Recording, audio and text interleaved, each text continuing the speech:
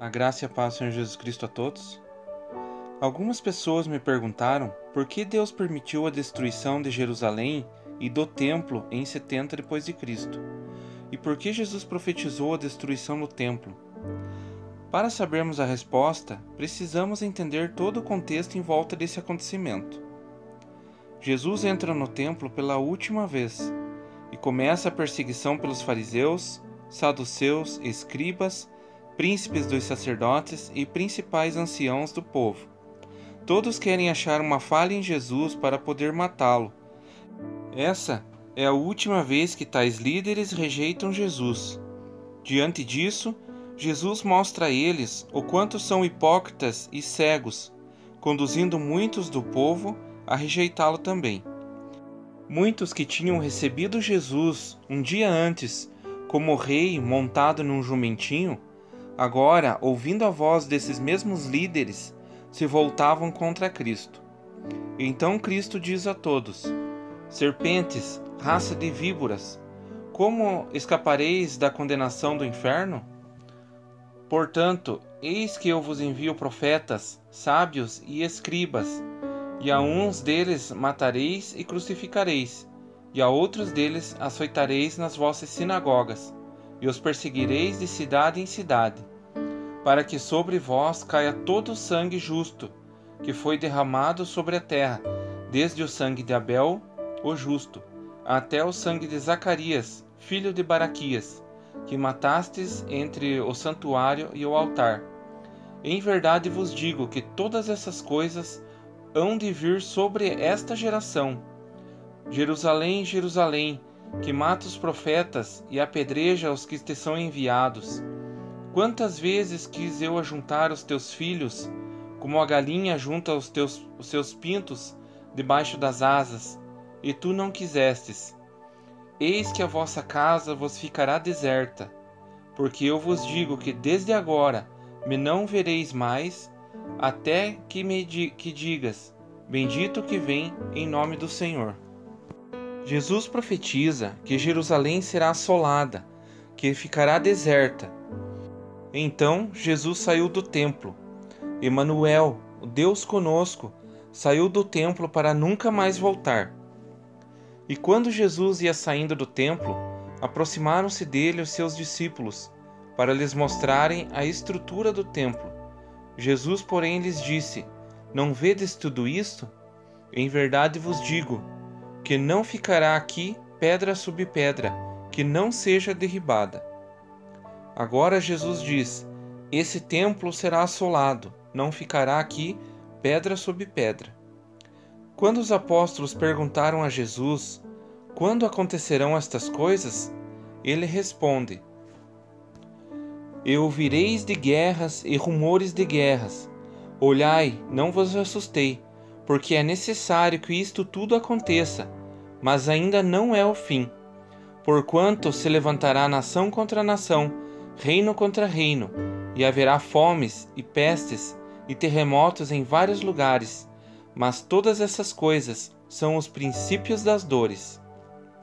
Quando, pois, virdes que a abominação da desolação, de que falou o profeta Daniel, está no lugar santo, quem lê que entenda. Então, os que estiverem na Judéia, que fujam para os montes, e quem estiver sobre o telhado, não desça a tirar alguma coisa de sua casa. E quem estiver no campo, não volte atrás a buscar as suas vestes. Mas ai das grávidas e as que amamentam naqueles dias. Orai para que a vossa fuga não aconteça no inverno, e nem no sábado. Porque haverá então grande aflição, como nunca houve desde o princípio do mundo até agora, e nem tampouco haverá jamais. Jesus está falando aqui da destruição da cidade de Jerusalém e da destruição do templo. E Jesus fala também de uma profecia de Daniel. Mas por que Jesus menciona Daniel? Você sabia que Daniel profetizou vários séculos antes de Jesus essa mesma destruição do templo e da cidade de Jerusalém?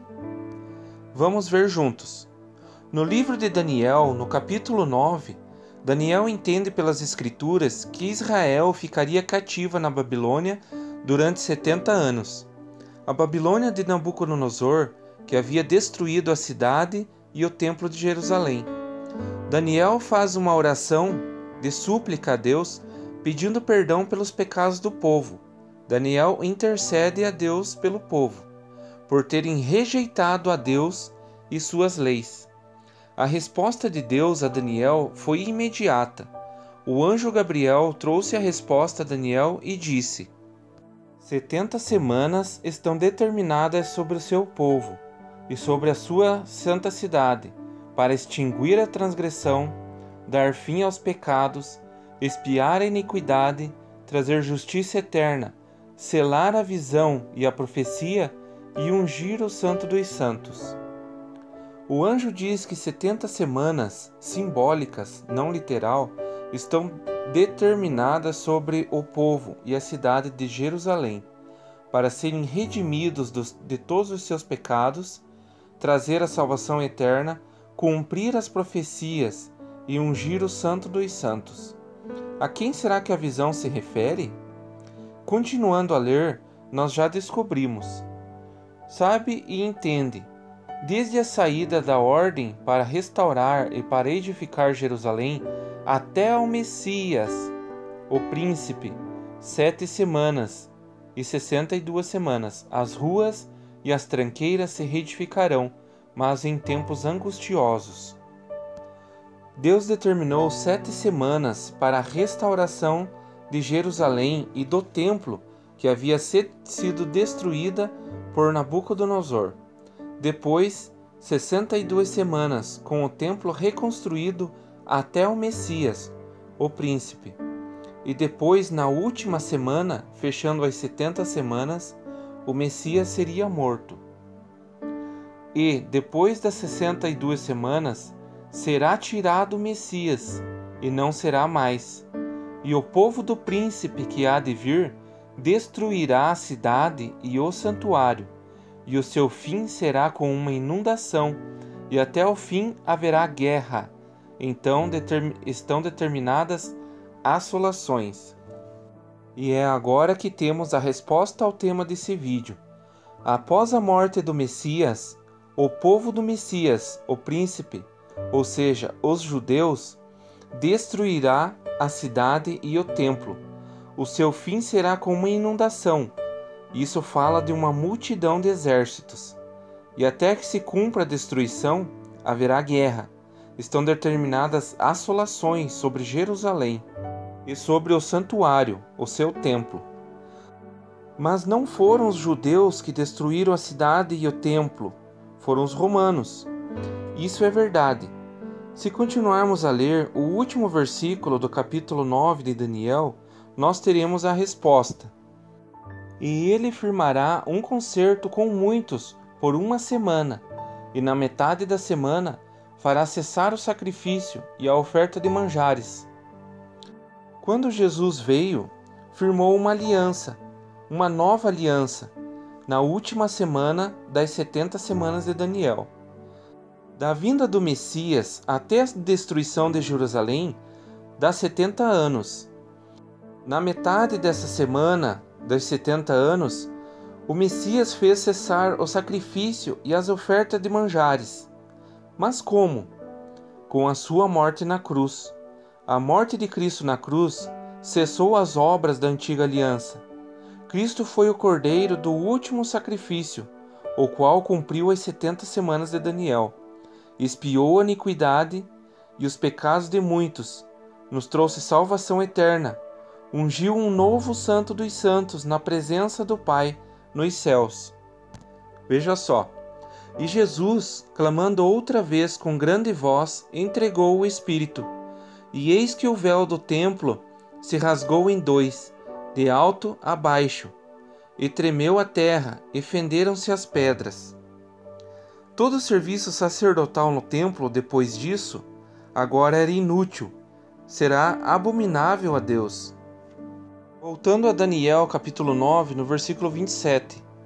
E sobre a asa das abominações virá o assolador, e isso até a consumação, e o que está determinado será derramado sobre o assolador. e sobre essa abominação virá o assolador, que destruirá Jerusalém e o templo. Mas sobre esse assolador já está determinada a vingança. Então nós vemos Daniel, naquele momento, com o templo e a cidade destruída por Nabucodonosor, profetizou a sua reedificação e de novo profetizou a sua destruição, mas agora definitiva. Por quê?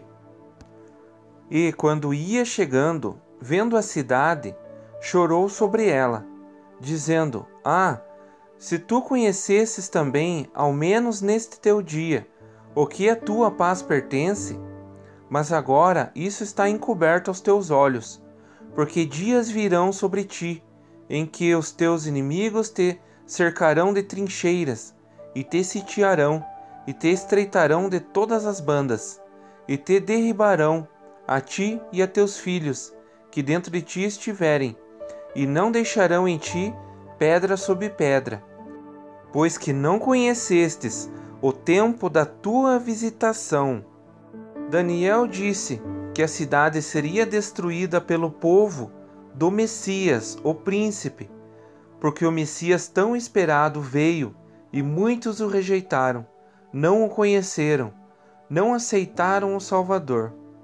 Jesus disse aos apóstolos sobre a destruição de Jerusalém e do templo: E quando ouvirdes de guerras e sedições, não vos assusteis, porque é necessário que isso aconteça primeiro, mas o fim não será logo. Então lhes disse: Levantar-se-á nação contra nação, reino contra reino. Haverá em vários lugares grandes terremotos, fomes e pestilências. Haverá também coisas espantosas e grandes sinais do céu. Mas quando virdes Jerusalém cercada de exércitos, sabei então que é chegada a sua desolação. Então os que estiverem na Judéia, que fujam para os montes, e os que estiverem no meio da cidade, que saiam, os que estiverem nos campos, que não entrem nela, porque dias de vingança são estes, para que se cumpram todas as coisas que estão escritas.